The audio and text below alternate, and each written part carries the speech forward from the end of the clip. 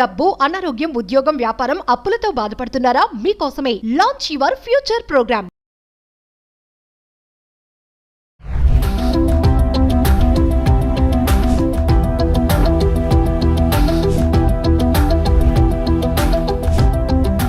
నమస్తే, welcome back to Suman TV. ప్రస్తుతం మనతో పాటు ఉన్నారు consumers affairs committee chairman Mandadi Krishna Reddy గారు. నమస్తే సార్. నమస్తే అమ్మా. సార్, ట్రంప్ 2.0 అన్నిటిని తారుమారు చేస్తుందని అనుకోవాలి. మామూలుగా చూసుకుంటే ఇండియా నుంచి ఎవరైనా అమెరికా వెళ్తున్నారంటే అక్కడ ఉన్న వాళ్ళు ఏమైనా తెప్పించుకుంటారు, వస్తువులు కానీ ఏ ఒకటిగా. అందులో పచ్చళ్ళే ఉండొచ్చు, ఇంక చాలా ఉంటాయి కదా, థింగ్స్ కానీ తినేవి కానీ ఏమన్నా కూడా. వాటిపైన ఇప్పటి వరకు కూడా ఎటువంటి సుంకాలు, ట్యాక్స్ విధించడం అనేది లేదు చరిత్రలో. మరి ఇప్పుడు కొత్తగా ట్రంప్ వాటిపైన కూడా సుంకాలు విధిస్తున్నారంట. దీన్ని ఎలా చూడొచ్చు అంటారు? మరి ట్రంప్ తీసుకునే నిర్ణయాలు ఎటు వెళ్తున్నాయి అంటే? రాత్రిపూట ఏది చూస్తే పొద్దున్నే దాన్ని అమలు పరిచేటువంటి వాడు మన ట్రంప్. మనకు అర్థమవుతూనే ఉంది, వరుసగా అతను గెలిచినప్పటి నుంచి వస్తే ప్రతిరోజు ఏదో ఒక సంచలనం క్రియేట్ చేసే ప్రయత్నం చేస్తూనే ఉన్నాడు. అయితే ఇక్కడ చాలామంది ఏమనుకుంటారంటే ఏదో ఇంటికి ఉపయోగించుకోవడానికి ఒక పచ్చడి తీసుకెళ్తే పచ్చడి మీద కూడా వేస్తున్నారని చాలామంది అనుకుంటున్నారు.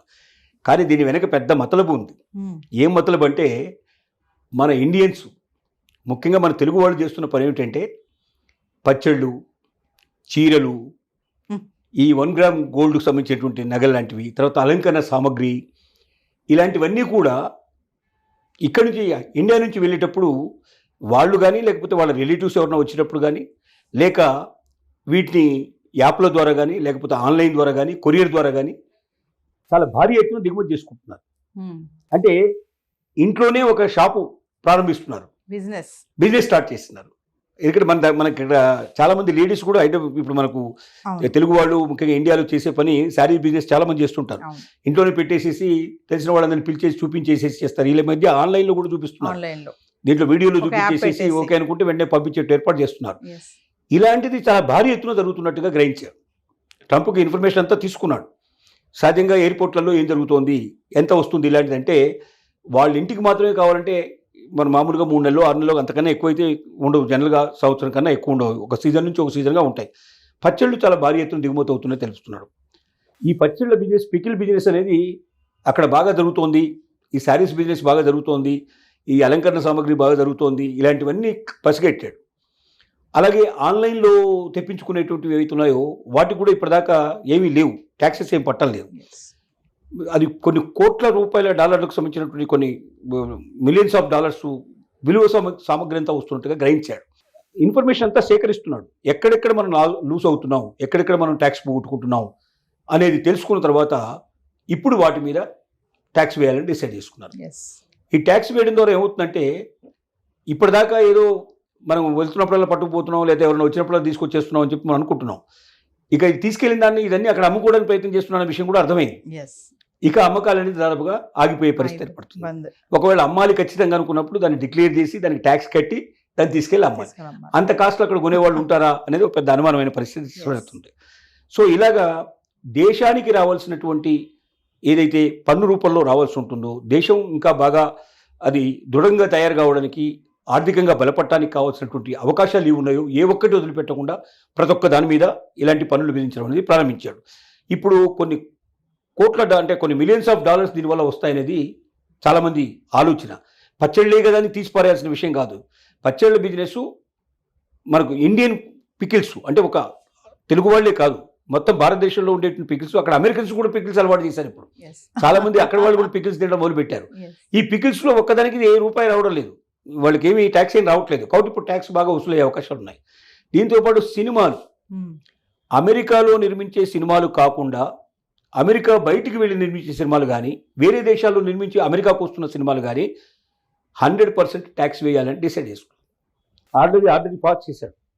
ఇప్పటిదాకా మన తెలుగు సినిమాలే చూసుకుంటే 10 కోట్ల నుంచి 100 కోట్ల రూపాయల దాకా దాదాపుగా తెలుగు సినిమాలు ఫారిన్ కరెన్సీని, ముఖ్యంగా అమెరికన్ కరెన్సీని సంపాదిస్తున్నాయి. అమెరికాలో రిలీజ్ అయ్యి థియేటర్స్లో రిలీజ్ అయ్యి అమెరికన్ థియేటర్స్లో రిలీజ్ అయ్యి అద్భుతంగా సినిమాలు నడుస్తున్నాయి. ఇంతవరకు వాటికి పెద్దగా ట్యాక్స్ లేదు.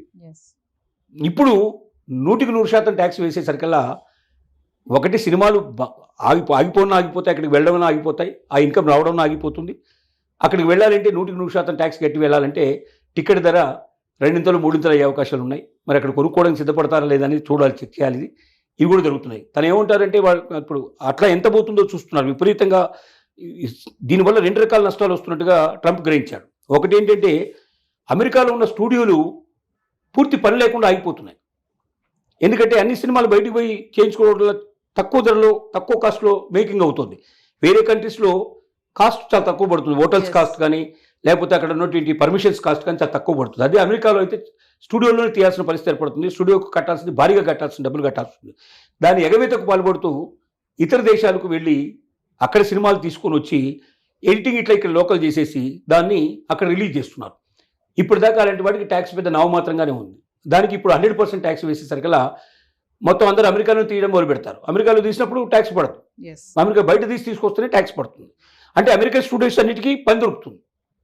అంటే దేశం ఏ రకంగా సంపన్నం కావాలి, దేశంలో ఉండే వాళ్ళందరికీ పని దొరకడం ఎట్లాగా, దేశంలో ఉండే బిజినెస్ అన్ని డెవలప్ ఎట్లా అవుతున్నాయి, చాలా బుర్రబెట్టి ఆలోచిస్తున్నాడు. ట్రంప్ ఏమి వెర్రి వేరంగా ఏం పోవడం లేదు, చాలా ఆలోచనలతో చేస్తున్నాడు. మనకు అనిపిస్తుంది ట్రంప్ ఏదో వెరిగా పోతున్నాడు, కానీ అమెరికన్ బలోపేతం కావడానికి ఇవన్నీ కూడా చర్యలు తప్పనిసరిగా ఉపయోగపడతాయని చెప్పక తప్ప. ట్యాక్స్ కట్టకపోతే జరిమానా కూడా ఏమైనా ఉంటుందా సార్? జరిమానా అంటే ఎట్లా, ఇప్పుడు సపోజ్ డిక్లేర్ చేయకుండా వెళ్తే జరిమానా పడుతుంది, ముందే డిక్లేర్ చేస్తే ట్యాక్స్ పడుతుంది. ఓకే, ఇప్పుడు నేను ఏమీ లేదు నా దగ్గర అని అనుకోండి, అన్ని వెతికినప్పుడు కనబడ్డాయి అనుకోండి, కనబడ్డప్పుడు ట్యాక్స్ పడుతుంది, దాని మీద జరిమానా పడుతుంది. ఓకే, కానీ మనం డిక్లేర్ చేసాం అనుకోండి, ఇది మా దగ్గర ఇవి ఉన్నాయి, దీనికి ఎంత పని అవుతుంది మేము పే చేస్తాం అని చెప్పేస్తే ట్యాక్స్ వేసేస్తారు, ట్యాక్స్ కట్టేసేస్తే దాన్ని ఆటోమేటిక్గా అలౌ చేస్తారు.